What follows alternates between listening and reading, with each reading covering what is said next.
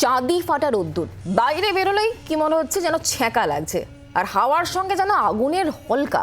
একেবারে তেতে পুড়ে খাক বাংলা। কোন পথে আবহাওয়া, কোথায় এই পারদ থামবে? বৃষ্টির অপেক্ষায় এই মুহূর্তে রয়েছে বঙ্গবাসী। আর এই মুহূর্তে প্রত্যেকেই যাদেরকে বাড়ির বাইরে বের হতে হচ্ছে নিতান্ত প্রয়োজন ছাড়া, যদিও আমরা বেরোচ্ছি না, কিন্তু যাদেরকে বেরোতে হচ্ছে তারা কিভাবে নিজেকে সুস্থ রাখবেন, বাড়ির সদস্যদের সুস্থ রাখবেন, এটাই এই মুহূর্তে সব থেকে বড় প্রশ্ন। অন্তত পক্ষে এই এপ্রিলে যেভাবে সিভিয়ার হিট ওয়েভ আমরা লক্ষ্য করছি, তাই দুজন বিশিষ্ট চিকিৎসক আমাদের সঙ্গে রয়েছেন, তাদের সঙ্গে পরিচয় করিয়ে দিই এবং তাদের কাছ থেকে আমরা জানবো যে এই গরমে আমরা সুস্থ থাকবো কি করে, এবং তাই নিয়েই তো আমাদের বিশেষ অনুষ্ঠান দক্ষিণে দহন জ্বালা। আমাদের সঙ্গে রয়েছেন দুজন বিশিষ্ট, ডক্টর কাজল কৃষ্ণ বণিক এই মুহূর্তে আমাদের সঙ্গে রয়েছেন, এবং রয়েছেন ডায়েটিশিয়ান সুদেষ্ণা মৈত্র নাগ। দুজনকে গুড মর্নিং জানাবো এবং স্বাগত জি24 ঘন্টায়। আমি আপনাদের কাছে অবশ্যই আসবো, জানার চেষ্টা করব যে এই গরমে আমরা কিভাবে সুস্থ থাকবো, বাড়ির যারা একটু বয়স্ক তারা কিভাবে সুস্থ থাকবেন, এবং একদম ছোটরা, তারা তো অনেক সময় অনেক কিছু বলতেই পারে না, তাদেরকেই বা আমরা কিভাবে সুস্থ রাখবো। তবে তার আগে আমরা একটু দেখে নেওয়ার চেষ্টা করি, এই যে বলছি আমরা severe heat wave, red alert, বৃষ্টির জন্য এখনো পর্যন্ত অপেক্ষা করতে হবে। উত্তরবঙ্গকে যদি আমি বাদ রাখি, তাহলে কি পরিস্থিতি এই মুহূর্তে তৈরি হয়ে রয়েছে গোটা বাংলা জুড়ে? মানুষ এখন ওয়েদার রিপোর্ট কিন্তু সকাল থেকেই নজরে রাখছেন। তাপপ্রবাহ, আর তাতে একেবারে তেতে পুড়ে খাক গোটা বাংলা, এবং এটা আগামী বুধবার পর্যন্ত। হ্যাঁ, ঠিকই শুনছেন, আগামী বুধবার পর্যন্ত দক্ষিণবঙ্গে তাপপ্রবাহের সতর্কবার্তার কথা ইতিমধ্যেই জানিয়ে দিয়েছে হাওয়া অফিস। 6 জেলায় চরম বা সিভিয়ার হিটওয়েভের কথাও কিন্তু আলিপুর আবহাওয়া দপ্তর বলছে। সামগ্রিকভাবে আলিপুর আবহাওয়া দপ্তর কি বলছে, কোন রকম আশার বাণী আজ সকাল পর্যন্ত আছে কিনা একটু জানার চেষ্টা করি। রনয় এই মুহূর্তে আমাদের সঙ্গে রয়েছেন, আমাদের প্রতিনিধি রনয়। আলিপুর আবহাওয়া দপ্তর বুধবারের আগে পর্যন্ত কি বৃষ্টিপাতের কোনো লক্ষণ দেখতে পাচ্ছে না, কি বলছে হাওয়া অফিস?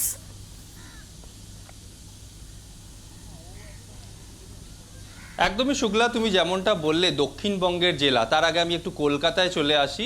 কলকাতায় গত বৃহস্পতিবার থেকে যদি আমরা দেখি, গত বৃহস্পতিবার সর্বোচ্চ তাপমাত্রা ছিল 39.4 ডিগ্রি, শুক্রবার সেটা পৌঁছায় 39.7 ডিগ্রিতে, এবং শনিবার সেটা 40.8 ডিগ্রিতে পৌঁছে যায়। আজকে যদিও সর্বোচ্চ তাপমাত্রা 40.2 ডিগ্রি, এবং সেক্ষেত্রে দেখা যায় সর্বনিম্ন তাপমাত্রা গতকাল 28.6 ডিগ্রি থাকলে আজকে 29 ডিগ্রিতে পৌঁছে গিয়েছে, এবং এই যে পারদ আগামীকাল 41 ডিগ্রিতে পৌঁছে যেতে পারে, এমনটাই কিন্তু আমরা আলিপুর আবহাওয়া দপ্তর সূত্রে জানতে পাচ্ছি। ওয়েদার নিয়ে যখনই আমরা খবর করেছি বা আমাদের ডিজিটাল কপি হয়েছে, আমাদের জি24 ঘন্টার দর্শকরা বারংবার জানতে চেয়েছেন বৃষ্টি কি আদৌ হবে। এর আগেও আমরা দেখেছি বা আবহাওয়া দপ্তর সূত্রে জানতে পেরেছি, বিগত বছরগুলিতে এই এপ্রিল মাসে কালবৈশাখী বা ঝড় হয়েছে বা বৃষ্টি হয়েছে, সেখানে সামান্য স্বস্তি দেখা গিয়েছে, কিন্তু এই বছর এখনো পর্যন্ত সেরকম কিন্তু কিছু দেখা যায়নি। তবে আলিপুর আবহাওয়া দপ্তর সূত্রে জানা যাচ্ছে দক্ষিণবঙ্গের 6 জেলা বাদ দিয়ে উত্তরবঙ্গের যদি জেলাগুলি দেখা যায়, দার্জিলিং, জলপাইগুড়ি, কোচবিহার, আলিপুরদুয়ার এবং কালিম্পং, এই জেলাগুলিতে বৃষ্টির সম্ভাবনা রয়েছে। আগামীকাল অর্থাৎ সোমবার পার্বত্য অঞ্চল যেগুলি রয়েছে দার্জিলিং, কালিম্পং, সেখানে বৃষ্টি হতে পারে, এবং মঙ্গলবারেও বৃষ্টির সম্ভাবনা একটু বাড়তে পারে। তবে এই বৃষ্টির সম্ভাবনা বাড়লেও তাপপ্রবাহের যে সম্ভাবনা সব থেকে বেশি, অর্থাৎ যে তাপপ্রবাহ রয়েছে সেই তাপপ্রবাহ কিন্তু থাকবে। সামান্য কিছুক্ষণের জন্য হয়তো স্বস্তি বলা যায়, এবং দক্ষিণবঙ্গের যে 6 জেলা, পূর্ব মেদিনীপুর, পশ্চিম মেদিনীপুর, বাঁকুড়া, ঝাড়গ্রাম, বীরভূম এবং পশ্চিম বর্ধমান, এই 6 জেলায় কিন্তু বুধবার পর্যন্ত তাপপ্রবাহ জারি থাকবে, এমনটাই আমরা আলিপুর আবহাওয়া দপ্তর সূত্রে জানতে পাচ্ছি। পাশাপাশি একই সঙ্গে জানা যাচ্ছে পূর্ব মেদিনীপুর, পশ্চিম মেদিনীপুর এবং ঝাড়গ্রাম, এখানে সামান্য বৃষ্টি হলেও হতে পারে, তবে কিছুক্ষণের জন্য স্বস্তি, আবার যেইকা সেই তাপপ্রবাহ। তবে কলকাতায় এই মুহূর্তে বৃষ্টির সম্ভাবনা নেই, এমনটাই আমরা আলিপুর আবহাওয়া দপ্তর সূত্রে বুঝতে পারছি। তুমি আমাদের সঙ্গে থাকো, আমরা একটু আলোচনা করবো এবার যে এই গরমে আমরা কিভাবে সুস্থ থাকবো, বারবার করে কথা বলছি। আমি প্রথমেই ডক্টর বণিক আপনার কাছ থেকে জানার চেষ্টা করব, প্রচন্ড গরম, সকাল থেকে ঘেমে নিয়ে অস্থির হচ্ছে আমরা প্রত্যেকে। এই গরমে আমরা সুস্থ থাকবো কি করে, একটু সকাল থেকে যদি আপনি একটুখানি বলেন, সকাল থেকে রাত পর্যন্ত, কারণ সকালবেলা একরকম গরম, তারপরে আস্তে আস্তে গরম বাড়ে, 12টার পর থেকে সেটা প্রায় অসহনীয় হয়ে যায়, এমনকি রাত্রিবেলাতেও এই গরমটা সহ্য করা যাচ্ছে না। হ্যাঁ শুক্লা, খুব জরুরি একটা বিষয়কে উত্থাপন করা হয়েছে। আমরা সবসময় বলি না, বেঁচে থাকার জন্য আমাদের দরকার অন্ন, বস্ত্র, বাসস্থান, আর অবশ্যই বাইরের পরিবেশ এবং সেখানকার আবহাওয়া। এই কয়েকগুলি বিষয়কে কেন্দ্র করে যদি আমরা আলোচনা করি, তাহলে আমরা বুঝতে পারবো আমাদের দৈনন্দিন জীবনে কি কি করতে হবে। দেখো, এই তাপমাত্রা বা তাপপ্রবাহ যেভাবেই বলি না কেন, তার প্রভাব মানুষের শরীরে, বিশেষ করে মানুষের স্বাস্থ্যের উপরে যে প্রভাব ফেলে, তা কতগুলো বিষয়ের উপরে নির্ভর করে। একটা অবশ্যই তাপমাত্রা, কত ডিগ্রি সেলসিয়াস টেম্পারেচার চলছে, যা প্রত্যেকদিন আমরা দেখছি সেটা। 2 নম্বর হচ্ছে হিউমিডিটি, 3 নম্বর হচ্ছে বাতাসের গতিবেগ, আর 4 নম্বর হচ্ছে ইন্ডিভিজুয়াল ভালনারেবিলিটি। আমরা কিন্তু জানি প্রত্যেকটা মানুষের সহ্য ক্ষমতা বিভিন্ন, এবং এক এক জায়গার মানুষ এক এক রকম ভাবে অভ্যস্ত হয়ে যান এক একটা পরিবেশকে মানিয়ে নিতে। দার্জিলিং এর পাহাড়ের মানুষরা দেখবেন, ওরা গরমকালেও কিন্তু একটা সোয়েটার পরে থাকেন, তারা পরতে অভ্যস্ত হয়ে গেছেন। আবার আমরা যারা রাজস্থানের মানুষ, তারা কিন্তু 40 ডিগ্রি টেম্পারেচারে স্বাভাবিকভাবে সব কাজ নর্মালি করতে পারেন, তাদের কাছে 40-এর জায়গায় 42 হলো এমন কিছু তারতম্য ঘটে না।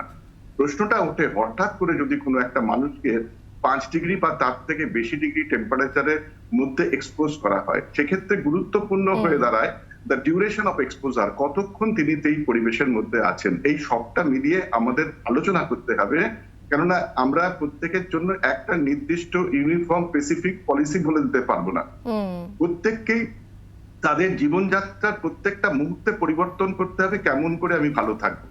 আমরা যদি সকালবেলার কথা বলি, আমরা জানি সূর্য ওঠার ঠিক আগে আগে যতটা টেম্পারেচার থাকে, আস্তে আস্তে টেম্পারেচার বাড়ে, এবং দিনের মধ্যভাগে প্রায় 11টা, 11:30 থেকে শুরু করে বিকেল 3টে পর্যন্ত চরমতম তাপমাত্রার সম্মুখীন হই আমরা। স্বাভাবিক কারণেই কোন সময়টাতে আমি কোথায় আছি তার উপরে নির্ভর করবে আমি কি করব। সাধারণভাবে ওই যে বললাম, অন্ন, বস্ত্র এবং বাসস্থান, বাইরের পরিবেশ, এইগুলোর উপরে ভিত্তি করে আমাকে ঠিক করতে হবে। তাহলে প্রথমেই আসি, আমার যদি দরকার না হয়, যেটা বারবার আমরা জনস্বাস্থ্য বিজ্ঞানের ছাত্ররা বলি, অকারণে অযথা আমি বাইরে যাব না, কারণ আমার এক্সপোজার বন্ধ রাখতে হবে। মনে রাখতে হবে, prevention is better than cure. Shukla, একটা কথা আমরা তো চিরকাল জানি যে জল যেমন উঁচুর দিক থেকে নিচের দিকে যায়, তাপমাত্রাও কিন্তু সেরকম। তাপেরও স্বাভাবিক ধর্ম হচ্ছে, বাইরের বেশি তাপমাত্রা থেকে মানুষের শরীরের তাপমাত্রা কম থাকে, বেশি তাপমাত্রা মানুষের শরীরে প্রবেশ করতে পারবে, এবং প্রবেশ করার পথটা কিন্তু আমাদের শরীরের সবচাইতে উঁচু জায়গা মাথা। এই মাথা দিয়েই শরীরে তাপ প্রবেশ করে। তাই আমাদের মাথাটাকে সুরক্ষিত রাখতে হবে। মাথা সুরক্ষিত যারা বাইরে বেরোতে বাধ্য হচ্ছেন, তাদের ক্ষেত্রে বৈজ্ঞানিক ভাবে প্রতিষ্ঠিত সত্য, যদি আমরা ছাতা দিয়ে মাথা ঢাকতে পারি, যেমন আমরা বাড়ির ছাদের তলায় থাকি, যেমন কি কি সেগুলো অবশ্যই জানবো। আমি খুব ইম্পর্টেন্ট জায়গায় আপনাকে বাধা দিলাম, আমি জানি, কিন্তু তার আগে অবশ্যই আমাদেরকে একটুখানি এটাও জানাতে হবে যে টেম্পারেচার নিয়ে যে এত কথা হচ্ছে, কোথায় কত তাপমাত্রা, এতবার করে আমরা বলছি যে 40 ডিগ্রি ছাড়িয়ে যাচ্ছে, কোথাও কোথাও 5 থেকে 7 ডিগ্রি পর্যন্ত বেশি স্বাভাবিকের থেকে তাপমাত্রা, কোথায় কত তাপমাত্রা, যার কারণে আজকে আমরা এই বিষয় নিয়ে আলোচনা করতে বাধ্য হচ্ছি। 2 মেদিনীপুর, ঝাড়গ্রাম, বাঁকুড়া, পশ্চিম বর্ধমান, বীরভূমে তাপপ্রবাহ, চরম তাপপ্রবাহ, এবং আজ বিকেল 5টা পর্যন্ত বা 6টা পর্যন্ত কিন্তু এই জায়গাগুলোতে রেড অ্যালার্ট জারি করে দেওয়া হয়েছে। আপনাদেরকে আমরা দেখাচ্ছি, দেখুন কোথায় কত তাপমাত্রা। পুরুলিয়া, দমদম, কলকাতা, সল্টলেকে প্রত্যেকটা জায়গাতে কিন্তু 40 ডিগ্রির ওপরে তাপমাত্রা। সিভিয়ার হিট ওয়েভের কথা বলা হয়েছে, সেই আপনাদেরকে দেখাচ্ছি। পানাগড়, বাঁকুড়া, মেদিনীপুর, আসানসোলও দেখতে পাচ্ছেন, এই প্রত্যেকটা জায়গাতে কিন্তু তাপমাত্রা স্বাভাবিকের থেকে 3 থেকে 7 ডিগ্রি, কোথাও 5 থেকে 7 ডিগ্রি পর্যন্ত বেশি। আর সে কারণে এই সিভিয়ার হিটওয়েভ, রেড অ্যালার্টের কথা বলা হয়েছে। আর শহর কলকাতার যদি কথা বলি, তাহলে আপনারা জানেন যে 40 কিন্তু গত 2 দিন আগেই ক্রস করে ফেলেছে, এবং কলকাতার তাপমাত্রা আরও বাড়তে পারে এমনও আশঙ্কা করা হচ্ছে। আর আরই মাঝে আজকে জানিয়ে রাখবো যে ইডেনে আজকে খেলা রয়েছে, সেই খেলা দেখার জন্য প্রত্যেকেই মুখিয়ে রয়েছেন। যখন খেলা চলবে তখন কিন্তু যে চরম গরম, সেই চরম গরমের মধ্যে যেমন দর্শকদের বসে থাকতে হবে, তেমনই কিন্তু খেলোয়াড়দেরও খেলতে হবে। বুঝুন সিচুয়েশনটা ঠিক কি। আমরা কথা বলছিলাম, ডক্টর বণিকের কাছে আমি অবশ্যই যাব, তবে তার আগে আমাদের শরীরকে ঠিক রাখতে গেলে আগে শরীরের ভেতরটাকে ঠিক রাখতে হবে। তার জন্য যে খাবারগুলো আমরা সকাল থেকে রাত পর্যন্ত খাচ্ছি, আমাদের খাওয়ার তালিকায় কোন কোনগুলোকে আমরা রাখবো, কোন কোনগুলোকে আমরা বাদ দেবো অন্ততপক্ষে এই তীব্র গরমে, সেটা জেনে নেওয়া খুব দরকার। সুদেশনাদি, একটু যদি বলেন, সকালবেলায় ঘুম থেকে উঠে প্রথমে কি করতে হবে, কি খেতে হবে? নমস্কার।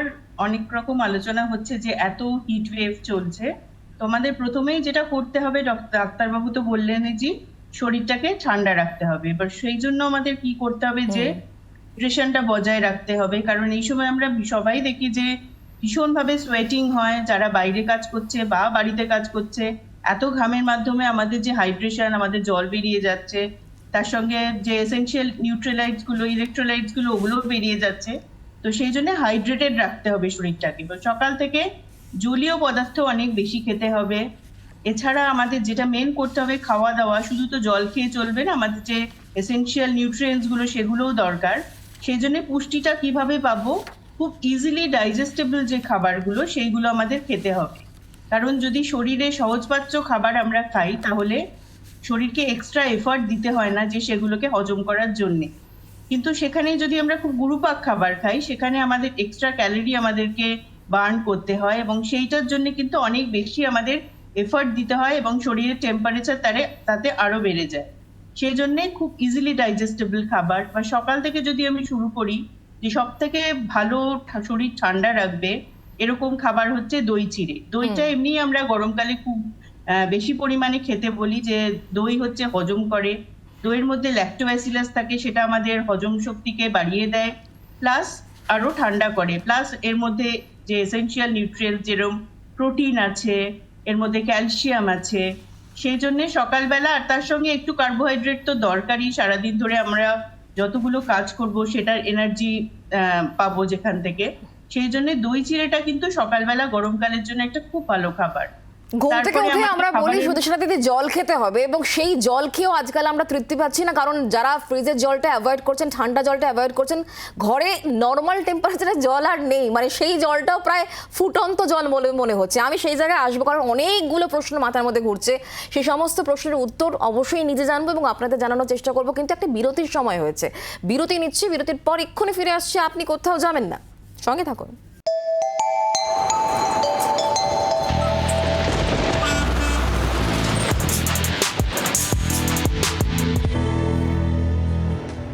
ফিরলাম বিরতির পর। দেখছেন আমাদের বিশেষ অনুষ্ঠান দক্ষিণে দহন জ্বালা। এই দহন জ্বালায় আপনি নিজেকে কিভাবে সুস্থ রাখবেন, বাড়ির সদস্যদের কিভাবে সুস্থ রাখবেন, তা নিয়ে এই সকাল সকাল আমরা আলোচনা করছি। ডক্টর বণিক, আমি আপনাকে যেখানে থামিয়েছিলাম আমি জেনে নেওয়ার চেষ্টা করব, বাইরে যারা বেরোবেন তাদের জন্য আপনি কি বলবেন?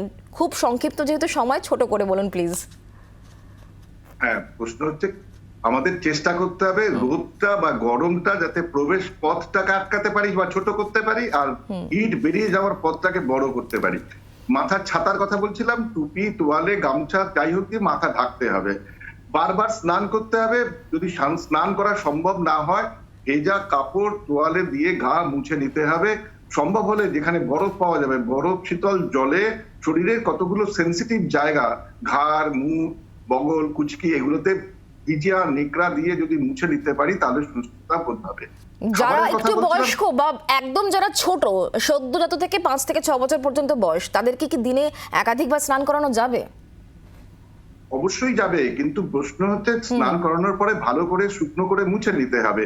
আমি যে কথাটা বারংবার বলতে চাই সেটা হচ্ছে এই সময় কিন্তু আমাদের শরীর থেকে যে ঘাম এবং ইলেকট্রোলাইটস বেরিয়ে যায় সেটাকে রিপ্লেস করার জন্য একটাই উপায়, বাইরে থেকে জল বা জলীয় পদার্থ গ্রহণ করা, সাথে অবশ্যই ইলেকট্রোলাইটস।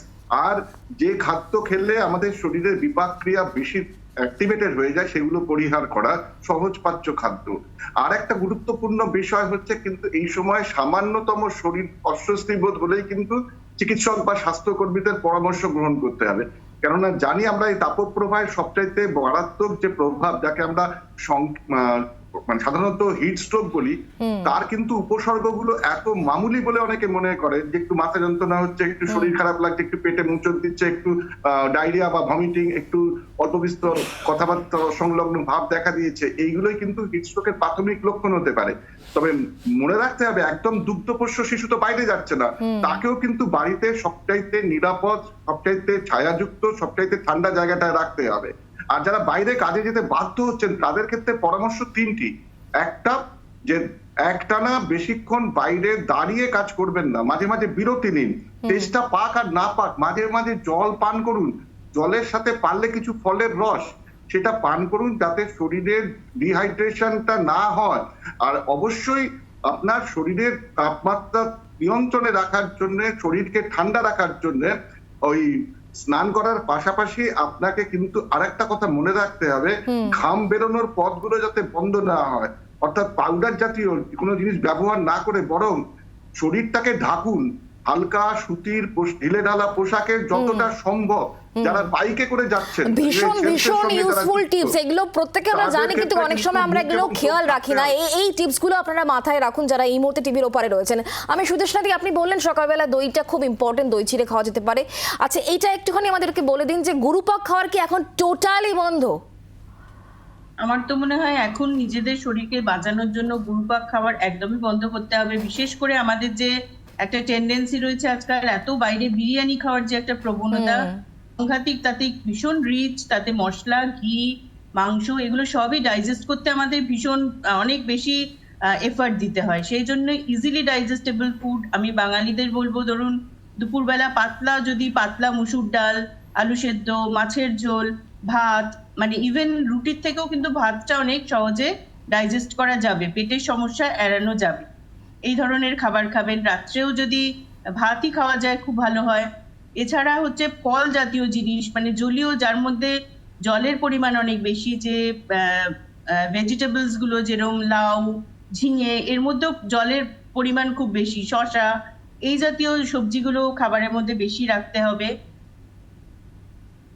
এরকমই যেরকম বললেন যে শুধু শুধু অনেক সময় জল খাওয়া যায় না, তো আর এছাড়া যেহেতু আমাদের সোয়েটিং এর মাধ্যমে আমাদের যে এসেনশিয়াল ইলেকট্রোলাইটস গুলো বেরিয়ে যাচ্ছে, তো প্লেন জল না খেয়ে যদি স্যুপ খাওয়া যায়, বা ধরুন ডালটাকেই অনেকটা পাতলা করে খাওয়া যায়।